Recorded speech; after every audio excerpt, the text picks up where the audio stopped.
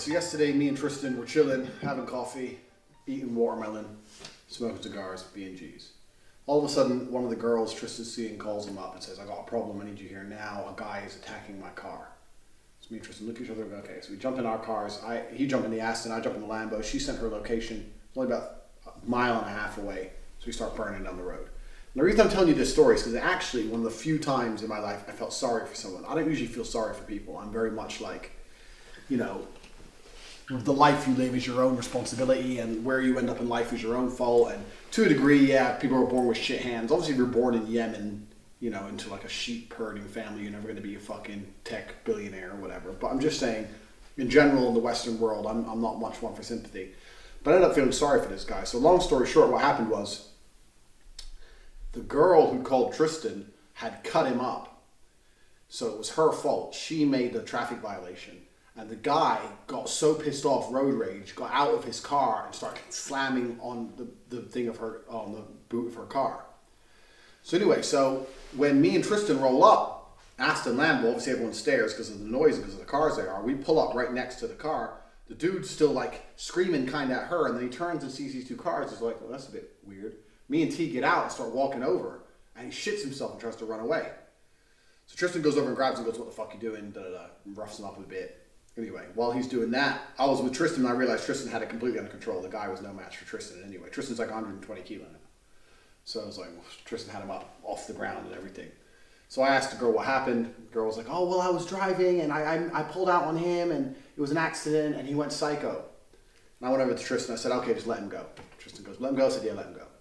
So anyway, that's the end of the story. So me and Tristan went for coffee back when the girl left, blah, blah, blah, back for coffee after we did our little policing job. Went back to coffee. And I was sitting there saying to Tristan, I said, "I felt sorry for that guy." And he said, "Why?" I said, "He was completely in the right from a traffic perspective."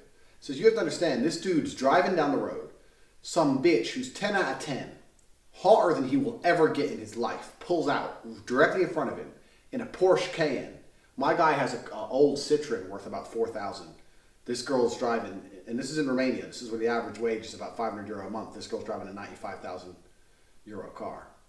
So she's in the upper echelons of income like me and Tristan are. So you're driving down the road, you're 30 something, your life hasn't gone the way you want it to, you ain't got a wife, and if you do, she's fucking ugly. You're driving a shitty car, and some fucking bitch, like hot, the kind of hot girl who's never spoken to you, never given you the time of day, pulls out directly in front of you in a car you could never afford, ever. Of course you're going to be frustrated. Like I was saying to Tristan, I understand why this guy got pissed off.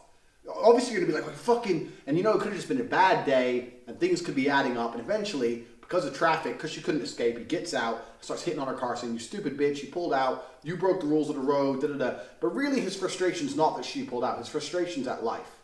And then to add insult to injury, $500,000 worth of cars pull up. She makes one phone call while you're yelling at her, this pretty girl, and $500,000 of cars turn up. And me and Tristan get out. Now you got 350 kilo of kickboxer coming up to rough you up, even though she's totally wrong. And the reason I felt sorry for him, and I'll say to Tristan, is it just shows that everyone has a place in life, and it's the reality. It's the reality of the world. I'm not Tom Cruise. I'm not famous. Me and Tristan are not famous. We're famous in Romania, tabloid bullshit, but we're not famous in any real sense. We do have a high income. We are physically large. We are young. We have a lot of assets that go in our favor. But I'd say we're in the top 5 to 10% of men on the planet in terms of our achievements and our abilities, etc., etc. But this poor dude, when Tristan had him all gripped up and his anger had turned from anger into pure, not even fear, it was more just like submission. Like, this pretty bitch with her expensive car is just called the $500,000 police, and I can't fuck with people on this level. He was just like, I'm sorry. Just, "I'm sorry." He was just like very not afraid. He should have been. He was, but he was very like just submissive to it. And there was a huge lesson in it for me. It's even hard for me to articulate. I was just saying to Tristan, it shows that there's different places in life that this woman can go through the world driving wrong, driving like a prick, and as soon as someone loses their temper with her, that's the person who ends up going home feeling disheartened.